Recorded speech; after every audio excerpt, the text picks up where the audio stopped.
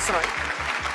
මම හිතන්නේ මේ නිපුණ දිල්ෂර කදිමාල් මට හිතුණා පරාසේ පොඩ්ඩක් වැඩිද මන්දා කියලා නිපුණ හොඳට දැන් මේ ඕවරෝල් ගත්තට පස්සේ ගීතේ හොඳට ගායනා කරා.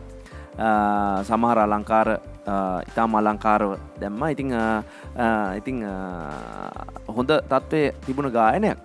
ඉතින් මට හිතුණා පොඩ්ඩක් තව මේ ස්කේල් එක සෙමිටෝන් එකක් වගේ අඩු කරලා කිව්වනම් අන්න ඒක ගැන මේ නිපුණ සුට්ටක් ඊළඟ වතාවේදී අවධානය යොමු කරන්න.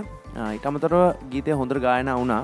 ඉතින් මම අද දවසේ නිපුණට දෙනවා ලකුණු 9ක්. ශාෂිකා ඔගේ කටහඬ හරි තියුණුයි. හැබැයි මම මේ ගීතයත් මං හිතනවා ගැළපෙන ගීතයක්. හැබැයි අද දවසේ අර ආරම්භයේදී තමයි පොඩ්ඩක් විතර නේද පුතේ? ආරම්භයේදී චුට්ටක් අස්ථාවර වුණා. හැබැයි ඔයා ගීතේ මැදක් හරිය වෙනකොට බොහෝ දුරට ගීතයට අවතීර්ණ වෙලා ගායනා කරා. දැන් ඉතින් ඒ උණුසුම වැඩි වෙනවා. හැබැයි පුතාට හොඳ ගායන හැකියාවක් තියෙනවා. ලස්සන අලංකාර ටිකක් ගායනා කරා ඔයා. ඉතින් අද දවසේ ගායනයේට මේ ලකුණු ප්‍රමාණය මම දෙන්න. තවත් ලකුණු 9ක් නිපුණ හිමි කරගන්න අපේ ආදරණීය විනිශ්චය මණ්ඩලයෙන්. අපිට තියෙන්න ඕනේනේ අපේ කරපු ගායනය ගැන අවබෝධයක්. ඒ කියන්නේ මම කලින් වටේට වඩා දැන් හොඳට කිව්වද කියන එක. ඒ කියන්නේ අපි කලින් වටේදිත් වාට මේ වගේම මම හිතන්නේ උපදෙස් කීපයක් ලබා දුන්නා. එතකොට දැන් මේ වටේදිත් එහෙමයි. ඊළඟ වටේදිත් එතකොට වට දෙකක අත්දැකීම් එක තමයි ඔයා තුන්වෙනි වටේට යන්නේ. ඉතින් එතකොටත් ඔයා තීරණය කරන්න ඕනේ 9ව 3ක් ගන්නවද 10ව 3ක් ගන්නවද කියලා නේද?